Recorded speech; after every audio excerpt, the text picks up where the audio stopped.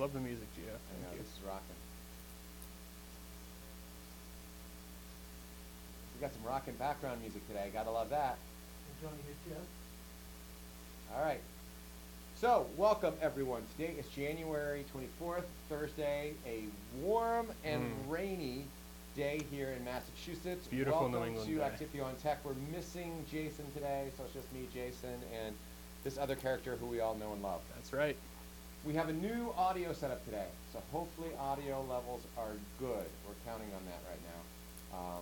But Gio, you should probably sample to make sure. Hope you hang on to every word. I know. Notice we have lapel mics versus the previous overhead. So, Jay. Chris, give me the word on this one. Well, the word should come from the supplier, I think. But nonetheless, this is another entry from our Treehouse IPA experience. This is Super Sap, the double IPA version of their beer called Sap. I believe Sap uses Chinook hops, which gives it generally a piney note, but Treehouse, as always, kind of gets that juicy note. Oh, very nice. Okay, I like that. Let's crack it and see what we got. Don't you dare be like cross feedbacking me right now. I'm muted myself, but I am watching. See, I have a very fitting glass though, because notice it is a Treehouse glass, and it is in Actifio On-Tech. It's very That's really meaningful. Impressive, Jack. It should be. I think it's fantastic. Well, right away you can smell it when you crack the beer, which is always a good We sign. look very nice on our video stream today. Oh, that's good. Seeing if any comments, because last week I was watching it out of London, and there was all kinds of sort of junk being spoken about along the way. I have a feeling humorous. that you're right about that. So I'm waiting to see if we see any today. Well, cheers to that. Cheers to everyone. Oh, really good. Is it? Wow. 2 months old. Yeah, that's just how I like It it. is very good. You know, it's not too bitter. Yeah. The IBU isn't too high. No. I like it. Smooth. As usual for Treehouse, juicy and smooth. Yes, I like that. Well, that's really good. So, Jay, what's been new in the world of tech? So I spent a bunch of time today. I've been busy with lots of stuff, but I did spend time. And one of my most interesting ones that I thought was that, you know, in China, they have some new ID number or something that sort of associates with your financial health. Okay. And so, okay, got it, right? Makes sense. Well, China's Hebei province decided that they're going to release an app that is called a map of deadbeat debtors. And basically, you put this app on your phone, and it tells you if there are any deadbeat debtors near you. Near you. you. Can, like, see a picture Wow. of their not face, but certainly where their position is. I'm sure So we I can guess- figure out the face, too. I know. Imagine if you had your credit score being broadcast to everybody near Totally. you at all times. Isn't that a little That'd be strange? Interesting. So then the weird thing is, if you're in the office or something, and like getting the deadbeat alarm, you're wondering, Absolutely. Could that be Gio who's the deadbeat? Come on. I have a feeling you might be right about that. That's a little weird. That is a little weird. Like that, where we, you know, Oh, then you can go, like okay, try you to got hook up with the. potential dates 10 mile away, but ooh, looks like she's a deadbeat debtor. It's no good. So that, my wife did actually have a roommate at one point who skipped out on her, and she had to go to small Oh, claims that's tough, court yeah. and all this stuff. It was really brutal and wasn't Yeah. cool at all. So that would have helped her had she known, Well, right? She could have done that. A little research ahead of Little time is research, I always know, good. But what are you gonna do about that? Of course, the person who owns the apartment probably checked their credit scores.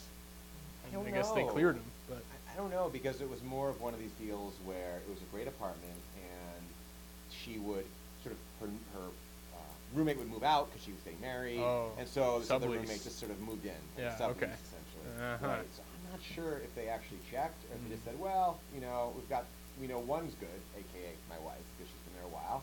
So we'll just bring on this other one and hopefully they're good too. wow. And she wasn't. Well, I don't know if I want this technology in America, but I can see how there could be some use, yeah. It seems like a crazy violation of privacy, doesn't it? It just seems really. Yeah, it kind of seems like with the social score and this sort of thing, they sort of have different views of Sure. privacy per se, but So then the next question, are you a user of like Yelp or TripAdvisor or, you know, Google and writing comments? I am a little bit. I tend to have a love-hate relationship with these Uh-huh. services, right? Because I do find some nice restaurants, nice, you know, Airbnb sort of things, all these services that give you these ratings, but at the same time, if you actually go in and read the reviews, you realize that all these people are just crazy. Right, I know. Like, oh, the food was amazing and the waiter spilled my water, so 1 star. Exactly. And I'm No, like, it's true. Okay, well, Well, then there's the other side of that, where we have a colleague who remained nameless, who stayed in a hotel and had a very bad experience, to be fair. And is I this read, a friend of yours, Jay? Yes. Yeah. And I read, we all know her. And yes. And I read the review that was written, and it was the most scathing thing I have ever read. It was, she was in rare form, just brutal. So, and then I think, wow, like I get it, but sometimes I wonder. Did maybe that it's a review little stay over up, the top. or did it mysteriously disappear? I don't know. I think someone had asked them to take it. I think I'd heard that maybe someone had asked to take it down, but I don't know if that had happened. Because there was a lot of anger associated with it, but the experience was really bad. Like, Sure. honestly, it was bad. Sure. But so I bring this up only because someone, all of us? Yeah, well, it was a little staticky and All right. kind of, Someone, Kind of sound like dumb. someone was very mad about one of these reviews and took a case all the way to the Supreme Court to argue that this Yelp review was defamatory?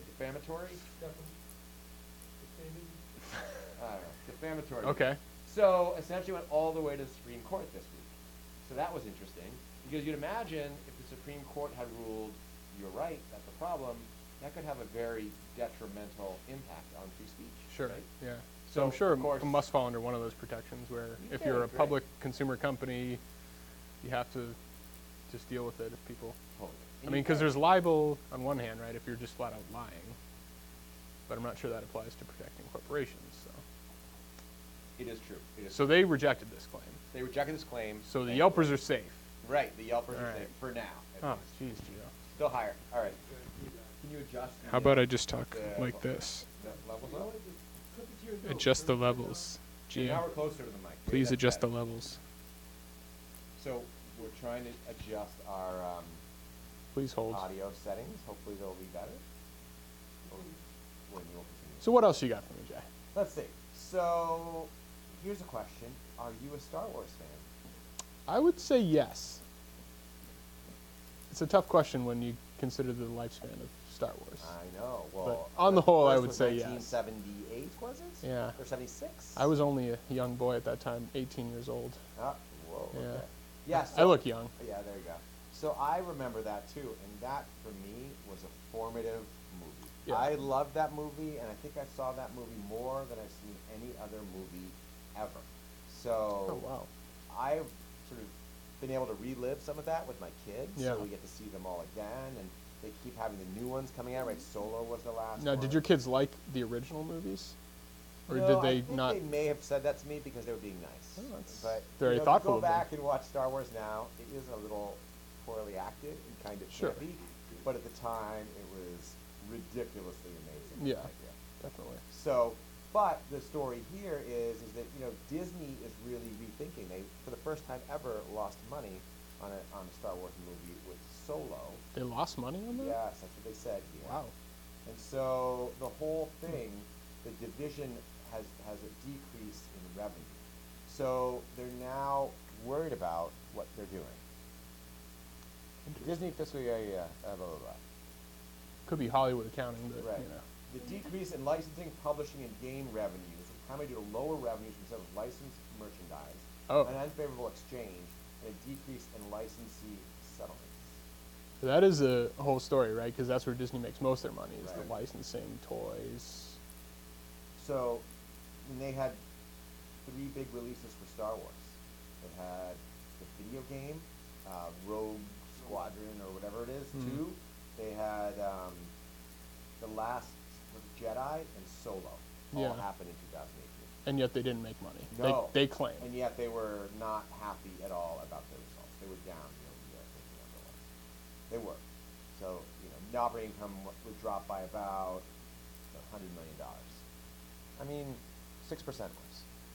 But the point being, I think, is the luster of the Star Wars thing kind of going away, right? Is it becoming? And they're talking about, reducing movies. They would do a Boba Fett movie. Yeah. They're gonna all these different things. They did come out with a lot, Right. kind of after having nothing for a long time. So maybe they just pulling back a little bit and saying maybe one a year is okay. So what do you think? Like, you think it's a problem? You think they should or should not do it? Like, what's your take on all this? I would say I was enjoying the new movies, and I'm glad they made them, but I don't think I'll suffer if they stop making them. What do you think of Solo? Did you see Solo? Yeah, Yeah, that's pretty good. it's fine. Didn't mind it. It was in my top 100 movies of the year. Right. They had a Boba Fett and an Obi-Wan Kenobi spin-off. I like, I've never seen the originals. Haven't? Never seen the original. Please leave. I But I know. thought That's Rogue very One was pretty disappointing. good. Yeah, I don't care what you think. That is That's- I'll disappointing. take That- give me my That's beer back. yeah. All right, that's terrible. I can't believe I know. People are killing it. They don't like it. Well, they do kill everything. Well, that's true. Oh. Yeah. So And maybe more if they audio- served avocado toast while you watch the I movie. can barely you hear the can feel audio. It's all static. Is that still the case? In your sampling? That's all. Just continue. That's Old all news. Good. Fake Old news news. even. Fake Doesn't news. mean you fixed it, it's just old. Yeah, still staticky? All right, Marching well, on, Jay. Marching on. So, did you ever make mixtapes? Oh yeah. God, who didn't, right? So, did you know? They were only tapes for a very short part of my life. I know. They became mix of Always made mixed. mini disc, CD, all these like weird. Oh yeah. Mini disc. Mini disc was Right. so cool. It was. That was like tech from the future. Did But you know never that went you can anywhere. actually buy cassette albums? Really, still. And in fact, you know what? In 2018, cassette albums demand grew 23%. So they sold 7 instead of 6. Like, wow. But I didn't know they could still sell them, right? That Who seems so knew? strange. I know. Because you've got like the correct format, which is digital, and then Yeah. you've got the hipster format, which is vinyl. Right. I So know. then what the heck is a cassette for? I don't know. My But dad's got a 97 Roadster. It still has a cassette deck in it. Wow. does he still have cassettes he plays in it? Neil Diamond. Neil Diamond. Nice. Lasts forever. And he buys a new one every year. Plays it out. That's disturbing. Wow. Interesting. So are you going to invest in this? Like, what's your play here? Are you I'm gonna, not. I'm not. Tape I'm is not moved on. dead? Is I'm that- moved is that on what it from is? that. I moved Right. on. Although I do have a stack of DLT tapes up in my office. Oh, really? Or up in my cubicle. You Well, want to borrow one? yeah. I do like to start taking the tape out and then just put a cat nearby and see what happens. Oh yeah. Tends to be Oh, fun. yeah. Yes, yeah. So let's see. What else? This one. Do you ever use a VPN Sure. for personal use? Yeah. So VPN, for those who don't know, is a way that you can put something on your phone and sort of encrypts the data and runs it through something else, so that way you're sort of theoretically hidden, right? And it's protecting you. Okay. You don't agree? Yeah, that's sure. You sound very skeptical of No, that that's, definition. I think that's a good layman's definition, Jay. I'm sorry for not supporting you. Thanks. So, there's a big ad. I hear them on TV all the time about this VPN or that VPN. Oh, you see those on TV? I hear them on the radio. Oh, okay. Wow. So, as it turns out, a whole bunch of VPNs are now available for free on the Android and Apple stores. Mm. Turns out, like 60% of them go straight into China. Hmm. So, part of the thing about VPNs that matters is they're only as safe as the people who kind of have access to them. Because Sure. if your traffic all goes through this VPN, someone who receives that traffic knows exactly where you went. Right. So And some of them now- claim, oh, we don't store any logs. Or Yeah, it's like exactly. you have no visibility into You that. have no idea. Yeah. So it's interesting in that this idea of these sort of anonymizers that might somehow help you, you wonder about how anonymous they really are. If 60% of them are going to one country, who knows? Maybe Well, it's not the case. but- Even if it goes to, even if it stays in America, you still got to wonder about that stuff. Well, I know it's true. I mean, that's the thing about all that stuff is you. When it's free, you have to wonder, why are you giving me this service? Right? How are they paying for it? Exactly. And a typical use case would be selling your analytics. Right. No, it's true. So I don't know. It's a little troubling. There are ones that you can pay for out there, and not to say that they're necessarily more trustworthy, but at least they have a business plan. Well, that's the thing, right? Is that to the point of all this, like the VPN you choose is only as good as, of course, the VPN provider. Sure. So, and they'll all say they're fantastic and they're safe and they keep their logs and whatever, but do they really? Like, Yeah. you really have no way to know, really. Yeah. You don't. So I haven't done it myself. Do you use VPNs? Not regularly, but there are some cases where maybe if you're traveling in a foreign country, there might be some problems. I know some Actifio employees that go even to China, right? And there's restrictions on what you can get to. Right. So yeah. I use a VPN sometimes because a colleague turned me on to it for home use. And the reason why I use it is different. I was recently traveling in the UK, and I wanted to fly home, and I wanted to get some TV shows from Netflix. Sure. Turns out those aren't available in the UK. So you can log in. So I log back into my home, and now it thinks I'm sitting in my house, and I can download them. That's a great use case. That's a good use case. So that part I think makes sense. But the one people who are sort of thinking this is going to sort of hide their activities is a little. Maybe you shouldn't be doing those activities to begin with if you need to hide them. And I think you can even do that in reverse, because there's some proxies that advertise that they are in the UK. Right. And then you can get that sweet BBC content. I don't know what that is, but okay. BBC, the channel. Oh, BBC. I said Baby C. I didn't hear. Yeah, the Baby Seal content. Yeah, the Baby Seal content, exactly. Yeah, so you can go both. Oh, it sounds way better now. Oh, good. I played with it. Well, there you go. You adjusted the levels. So we can go back to the old mic if need be. But so the last thing that's interesting is California's, this is just energy company, Pacific Gas and Electric, that's right, is going to potentially claim bankruptcy. And Why? And it says it faces billions of dollars because of the fires, right? potential liability following the wildfires. But why is it? What I understand is, why did they have liability? They didn't set it or anything. So they didn't trim the trees appropriately near the power lines, is the claim. And then when they fall on the power lines and they spark and they cause a fire, and then once you got a fire going out there, it's. I thought it was starting a campfire. Not optimal. Yeah. So the Well, I don't really. I think there's something. the correlation causation is interesting there, but people were definitely upset at them for this. And I guess if the fines come through. That's the point, exactly. And according to this, the stock has lost 90% of its value since November. Ouch. So that is a huge problem. And so they're saying, oh, well, we're the first bankruptcy that's caused by climate change.